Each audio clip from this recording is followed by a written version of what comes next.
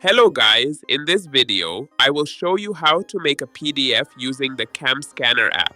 So let's get started. First of all, open the CamScanner app on your device, then click on the camera icon in the bottom right corner of your screen. You can either import an existing image from your gallery or take a new photo directly. After that, edit the document as needed and apply the filter that works best for your file. Next, click on the blue check icon at the bottom, then tap on the share option. Select share as PDF and finally choose the platform where you want to send or save the PDF, such as email, WhatsApp, or Google Drive. This way, you can easily turn any document or image into a professional-looking PDF in just a few steps. So our work is done. Don't forget to like, share, comment, and subscribe to our channel for more helpful, simple, and interesting tech tips every single day.